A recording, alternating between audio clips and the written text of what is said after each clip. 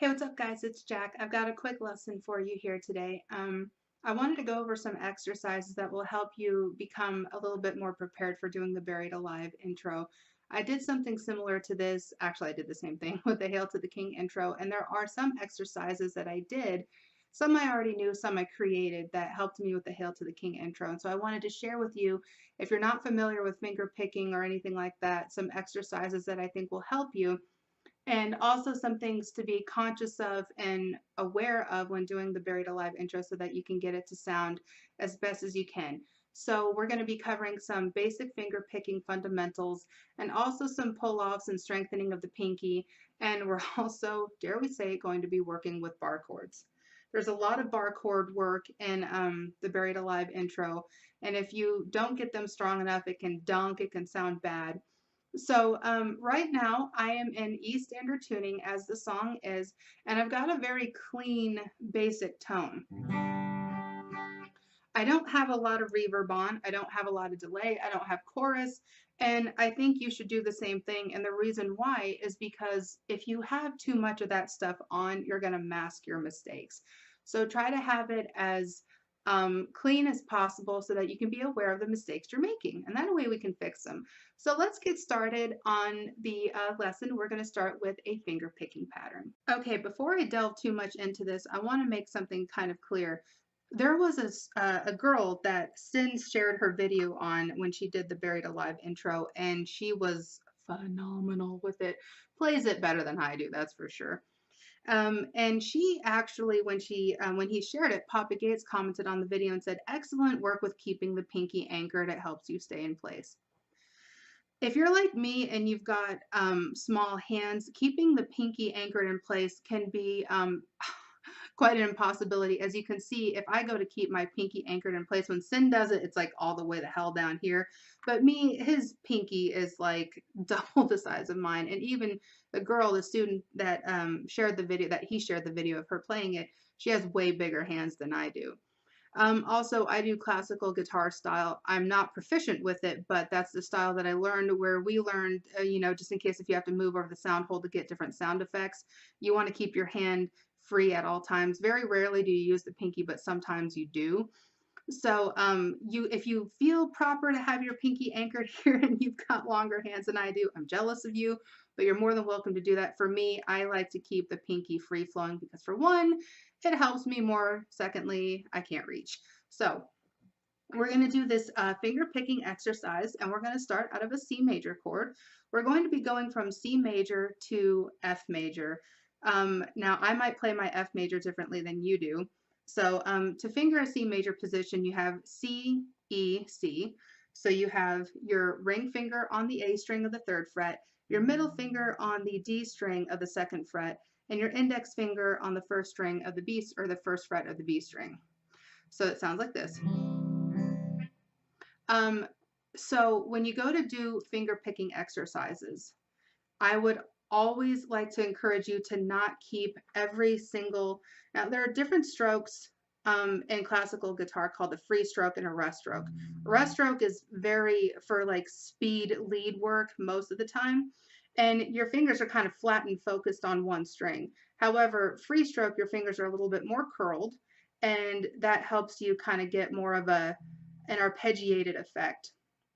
So don't try to keep, or try not to keep all your fingers on one string. Kind of let them fan across the strings like this. So when you do finger picking stuff, the thumb always does the moving bass notes. And in Buried Alive, there are a lot of moving bass notes. So we have our C major chord. And while we're in position, we're going to go thumb on the A string, and then middle finger on the B string, and then thumb on the D string, and then middle finger on the B string, and then index finger on the G string. So it sounds like this.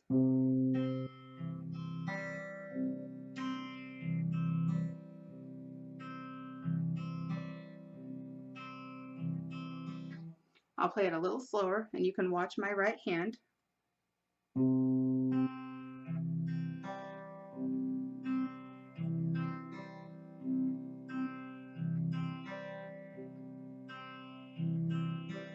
And now we're going to go to how I play an F major chord. And it is made by placing your ring finger on the D string of the 3rd fret, your middle finger on the G string of the 2nd fret, and you're going to bar across the bottom 2 strings, the B and the E. Sounds like that. Now, if you are a super beginner, see how quickly this transition is. When some people first start playing chords, like how I did, going from C to F major, I was like, don't worry about doing all that. Realize how simple that transition is. You're essentially moving just these 2 fingers down a string and then flattening your index finger. All right.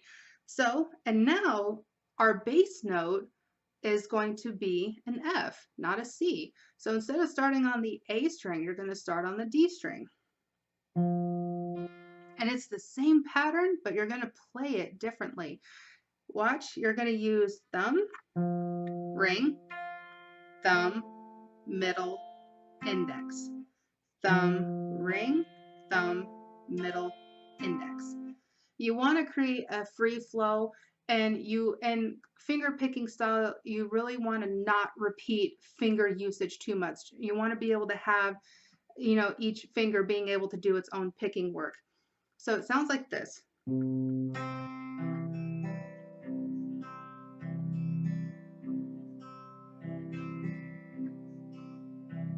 Change.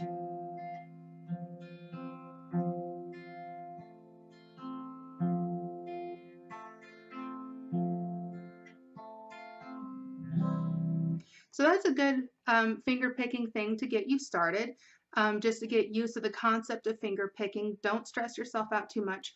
We're going to move on to the work of strengthening your pinky, and also then after that doing bar chords. Yay. All right. There was actually a couple of times when I did the Hail to the King intro, a lot of people came to me and they said, oh, I don't want to use my pinky because it's the weakest finger. I feel it's counterproductive. And now, you can try to avoid that pinky all you want to, but essentially all you're doing is doing yourself more harm. You want to get every finger as strong as it can possibly be so you can use it. With Buried Alive is no exception. There is a part where you will do a pinky pull off with a bar chord, and it sucks so badly. Unless you have extremely strong fingers and you're naturally gifted with Hercules hands, you're going to want to work on it. So I have some, and we're going to be doing this no pick to get used to things like this, because you will have some lead work in Buried Alive that you will play with your fingers as well. So we're going to do a series of hammer-ons and pull-offs. This is kind of like almost the same thing I did in the Hail to the King intro, but this is going to be done without a pick. And this is going to be a good exercise because in Buried Alive, finger picking, you will have a whole lot of tendency to hit other strings because you're curling up too much, you pluck other things, they ring out, and you hate yourself for doing it. So start in 5th position. You're going to do 5, 6, 7, 8, all fingers, 1 finger for every fret.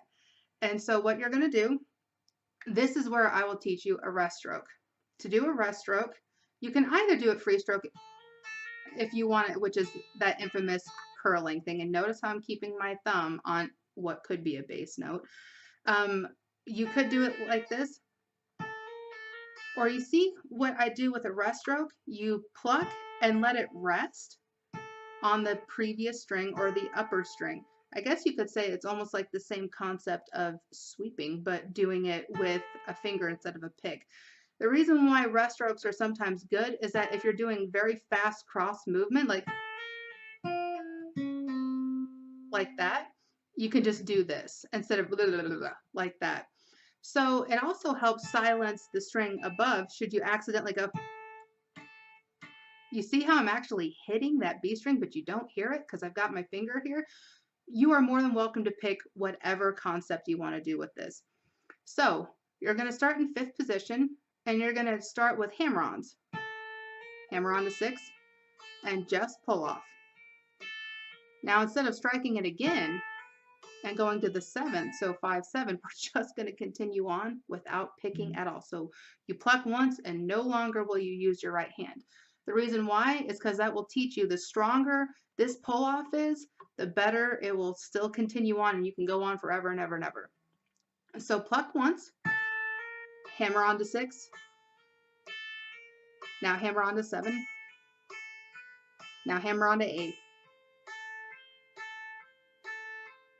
Now this is what I also like to finish it off with. After you go,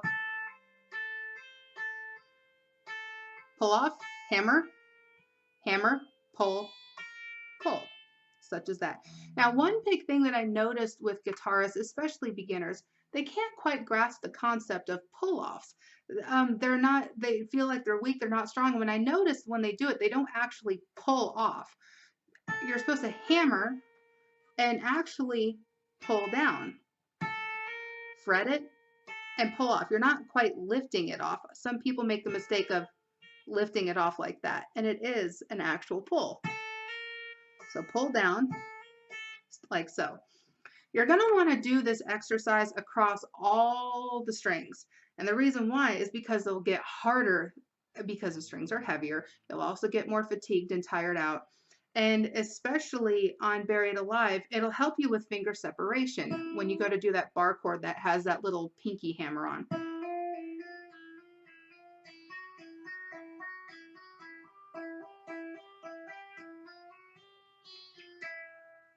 Now, when you get on the higher, or the lower strings, I should technically say, when you go to do a pull off with your pinky, this is why this exercise is good. It's because you don't want to do this.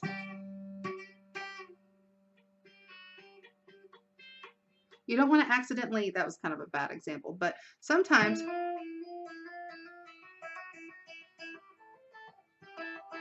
you hear how I'm accidentally grabbing that other note. Make sure your fingers are nice and curled and keep the fingers curled on the index finger so that the fleshy part will kind of mute that should that actually happen. All right, so what I would encourage you to do is to do those all the way up and down the frets, do them a couple times, and really get your pinky independence going on in the strength. When you continue doing that, change the finger pattern a bit. So put your index and your middle down, and start then with your ring, and then go to your pinky, and then just do ring to pinky. You want to train the nerves to be separated in your fingers and always possible. And then after you get done doing that, just do constant pinky.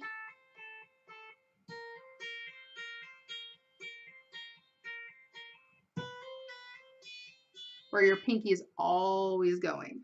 That'll help with the pinky strength, and that'll also help with the pull-offs because there are a lot of pull-offs in this, and you want them to be clean. You don't want them dunking. You don't want them ringing out all weirdly, and you don't want to be hitting other strings. So hopefully that helps. Practice those diligently. Don't strain your hand. Don't do it too much to where you're hurting. Take good frequent breaks.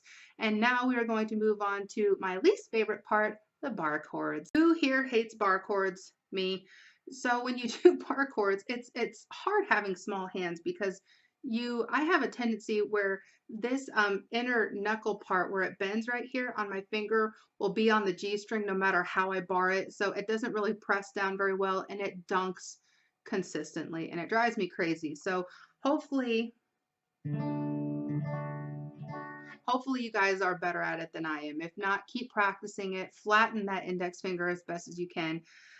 There is some bar chord work in Buried Alive. And so a lot of finger position changing going on. And sometimes you won't grab the bar chord right and you'll sound like this. Not very clean. And there's also a lot of pull-offs and hammer-ons that will go on with the bar chords. So what I want you to do is I feel like the D, the fifth position D, we have an A position D if you go out of the cage system. So what you do is you bar from the 5th fret starting on the A string all the way across, and then you just kind of bar with your ring finger across the 3 strings starting on the D string. And it sounds like that. What I want you to do is practice just strumming it. You can strum it with your thumb or whatever, just don't use the pick. And then I want you to hammer on that B string right here.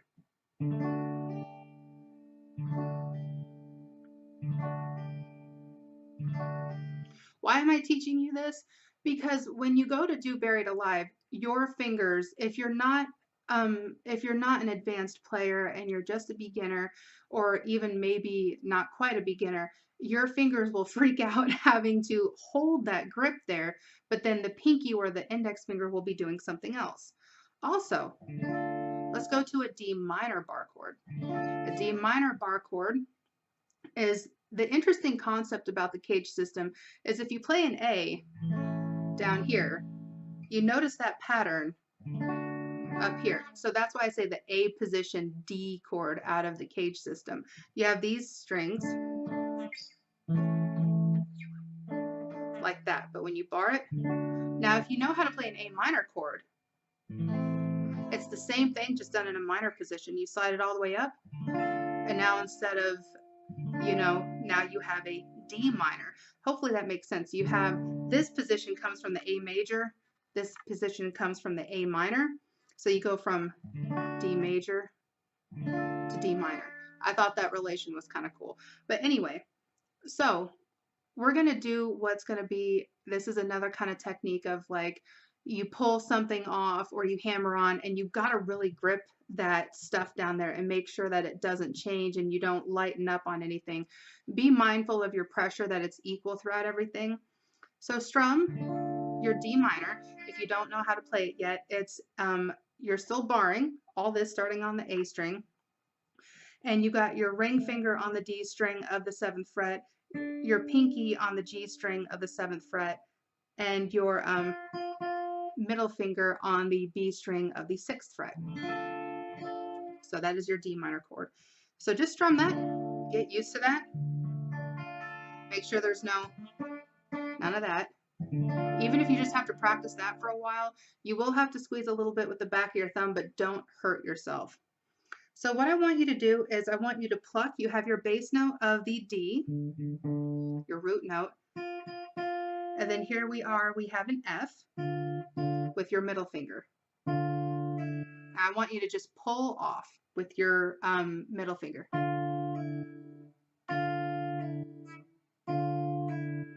Now you hear when I let up, you hear a little zzz. You hear that? That's because I'm loosening my pressure. You don't want to do that.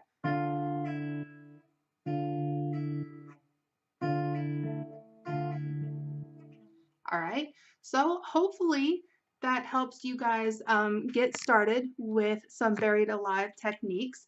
And I hope you guys enjoyed this lesson. The tutorial will be coming soon. I just want to practice it a little bit longer just to get it really good for you guys.